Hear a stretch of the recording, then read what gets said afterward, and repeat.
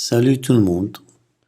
Bon, aujourd'hui, je vous présente deux exercices extraits des Olympiades des années précédentes.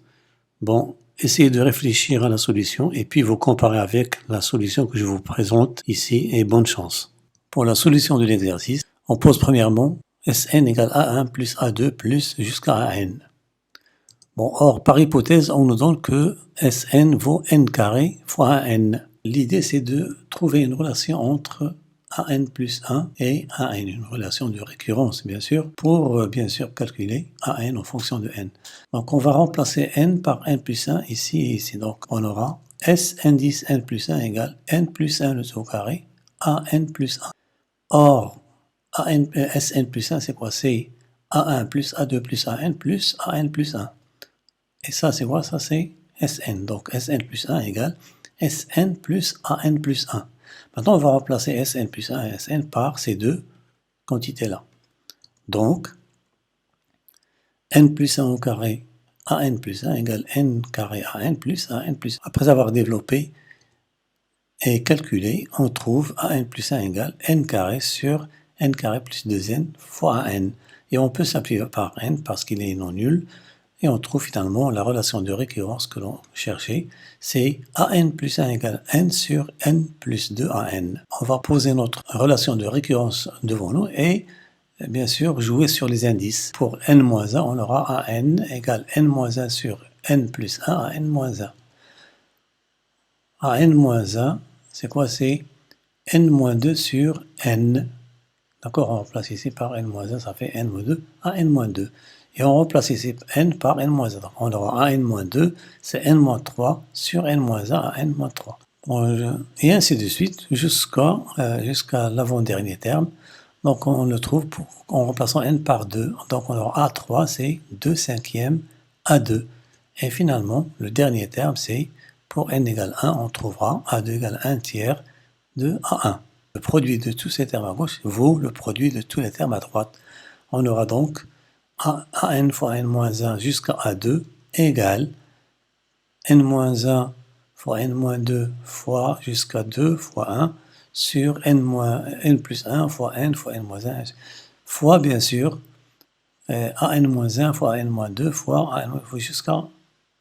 jusqu'à 1. Maintenant, qu'est-ce qu'on remarque? Il y a des termes qui vont disparaître. An-1, il se trouve des deux côtés. On va simplifier par An-1. Puis An-2 avec An-2, puis jusqu'au dernier terme ici, A2 avec A2. Il nous reste A1 bien sûr ici, parce qu'il ne figure pas à gauche. Finalement, on trouve An égale, bon, je n'ai pas voulu utiliser les factoriels, parce que peut-être que pour les troncs communs, n'ont pas encore vu cette notion, mais voilà, donc on va maintenant, on trouve An égale ce produit sur ce produit fois 1. Or, A1 vaut combien? Vaut 1,5. Donc on va remplacer par 1,5, on trouvera finalement. Donc qu'est-ce qu'on remarque maintenant? La même chose, il y a des termes qui figurent en haut et en bas. On va simplifier par ces termes. n-1 disparaît avec n-1, n-2 avec n-2, n-3 avec un certain n-3 ici, 4 avec 4, 3 avec 3, il nous reste finalement combien? 1. Donc finalement, An vaut combien? 1 sur n facteur de n plus 1.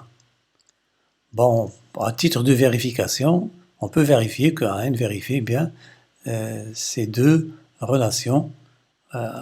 Bon, il est clair que A1 c'est 1,5, on remplace n par 1, on trouve 1,5. Et on va vérifier est-ce que An vérifie cette égalité-là.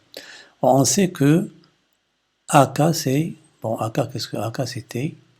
1 sur K facteur de K plus 1, que l'on peut écrire sous la forme 1 sur K moins 1 sur K plus 1. Donc, quand on fait la somme, il y aura des termes qui vont disparaître. Il nous reste exactement le premier terme et le dernier terme, c'est-à-dire 1 moins 1 sur n plus 1, qui est égal à n sur n plus 1.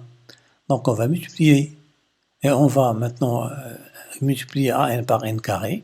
Donc, ça fait n carré sur n facteur de n plus 1. En simplifiant, on trouve n sur n plus 1, exactement Sn. Finalement, donc en conclusion, An vaut bien 1 sur n facteur de n plus 1. Pour la solution de l'exercice 2, notons l'équation proposée. Notons l'équation que l'on veut résoudre.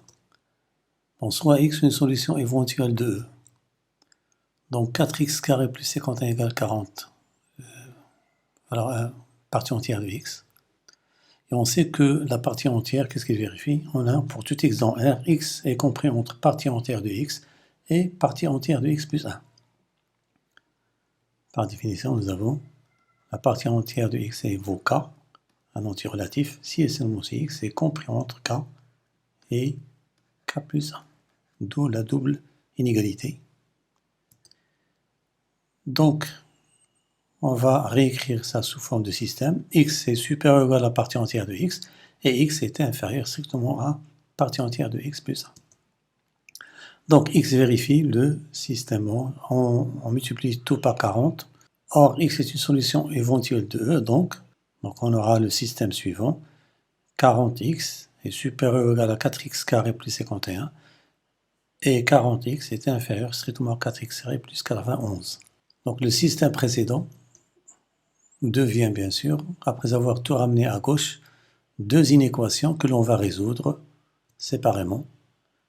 Notons S1 l'ensemble des solutions de la première inéquation et S2 l'ensemble des solutions de la deuxième inéquation. Bon, on pose D égale S1 inter S2, ça va être les solutions du système. Alors cherchons S1, on a les solutions de l'équation correspondante à cette inéquation sont x1 égale 3 demi et x2 égale 7 demi. C'est pas difficile à trouver, il suffit de calculer, de résoudre l'équation par l'une des méthodes que vous connaissez. Or, on veut que ceci soit en négatif ou nul, donc l'ensemble des solutions de cette inéquation, c'est 3 demi, 7 demi. De même, on va résoudre la deuxième équation en cherchant bien sûr S2.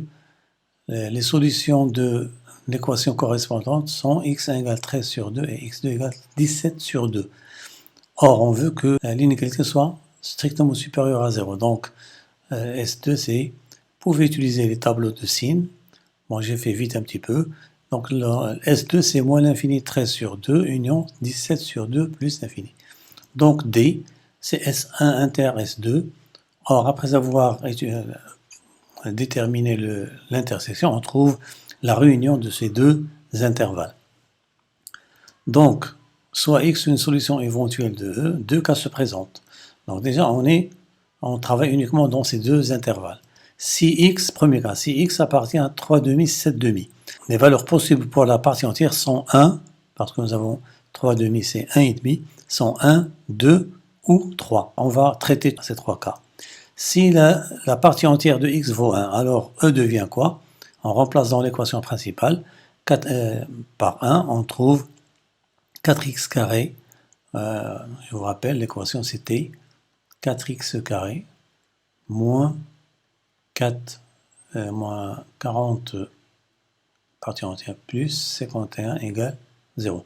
Si on remplace partie entière par 1, on trouve bien sûr 51 moins 40, ça fait 11. Cette équation n'a pas de solution. Si la partie entière de x vaut 2, alors E devient 4x carré égale 29, et par suite x égale la racine de 29 sur 2, qui est bien dans l'intervalle 3 demi, 7 sur 2. Si la partie entière de x vaut 3, alors E devient 4x carré égale 69, bien sûr, on remplace ici par 3, on trouve 4x carré moins 120 plus 51, ça donne 4x carré moins 69, donc égale 0, et par suite, nous avons x qui est égal à la racine de 69 sur 2, qui n'est pas dans l'intervalle 3, 7 sur 2. Donc c'est une valeur à rejeter sur 2. Deuxième cas, le cas où x appartient au deuxième intervalle. Donc les cas possibles pour la partie entière, 13 sur 2, c'est, bien sûr, il est supérieur à 6, donc 6, 7 ou 8. Donc même chose comme tout à l'heure. Alors si la partie entière de x vaut 6, alors E devient 4x carré, après avoir calculé, on trouve 189. Et racine de 189 sur 2 appartient bien à 13 sur 2, 17 sur 2.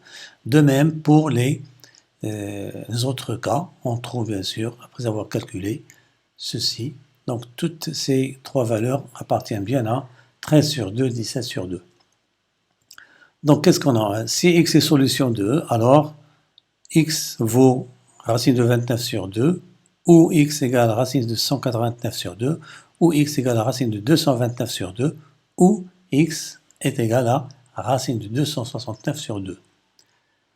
Réciproquement, on peut vérifier facilement que toutes ces valeurs vérifient bien l'équation proposée. Et par suite, les solutions de E sont x1 égale racine de 29 sur 2, x2 égale racine de 189 sur 2, x3 égale racine de 229 sur 2 et x4 égale racine de 269 sur 2. Voilà, donc c'est terminé pour la solution de ces deux exercices et j'espère vous retrouver pour de nouveaux exercices.